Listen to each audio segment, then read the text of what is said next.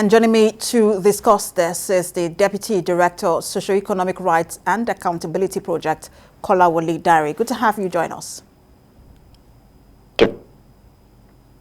So this administration thinks that it has put a lot of things in place when it comes to the war against corruption in the country. We've seen several prosecutions by the EFCC. Just recently, the EFCC ruled out some of the number of convictions it achieved in 2021.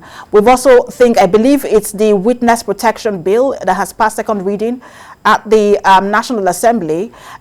This administration believes that it has done so much in terms of the war against corruption. It is one of the things they list as the achievement. So when you look at this ranking, do you think that it is really a true reflection of the state of things in the country? Thank you very much. I'm happy you said the administration thinks.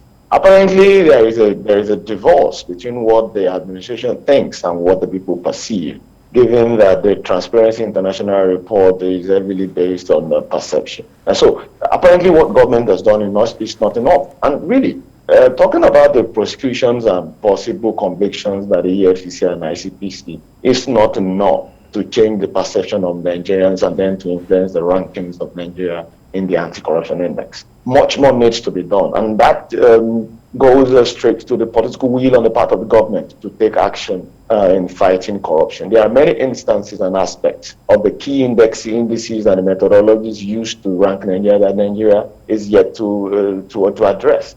Talking about legislation, for instance, the whistleblower bill is yet to be passed. Even the audit bill that would have empowered the Auditor General of the Federation to do more work, it was not assented to by the President. So there's still a lot that needs to be done that this administration has not paid attention to at all. So the ranking is not surprising, at least not immediately.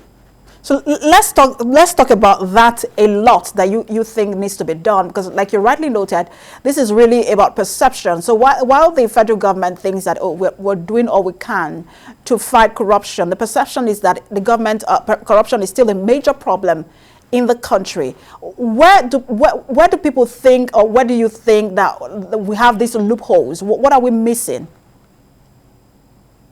Thank you. I mentioned the lack of political will on the part of government.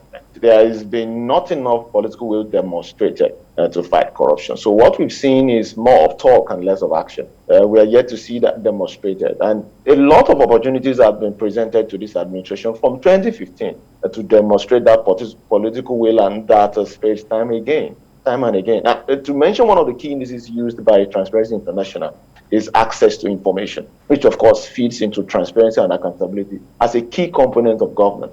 How transparent is government in Nigeria from 2015 till date? It is not. While we know much about the budgeting process and appropriation, we really know little about procurement and about how those monies are spent. And on the other end of the accountability cycle, for instance, we've seen the Auditor General of the Federation come up with reports year in, year out. The last one in 2019 detailed how over 49 billion naira could not be accounted for by 8 ministries, departments, and agencies of government. You would think that the least that the government can do is to investigate these findings and recommendations by the Auditor General and make sure that people are made to face justice. And nothing has been done. And that's just 2019. What about 2018? What about the ones before now? We've seen the Panama Papers and other investigative reports that have come out detailing corruption, even with public officers. Government has done nothing about that. What about the respect of government for the right of citizens to access to information and the civic space? We've not seen that thrive in Nigeria. So a lot needs to be done, and this government has not demonstrated. And that's where I'm going. You said a lot needs to be done. I think it was the Center for Democracy and Development last year, towards December, that had the report also assessing the government's war against corruption. And I remember a particular line where they said that it's one of the missed opportunities as well as hypocrisy. What opportunities are we missing, and what more can be done by this administration, irrespective of the ranking? First and foremost, political will to make sure that anyone mentioned, either by way of whistleblowing or investigation in corruption, whether in or out of this administration, needs to be prosecuted.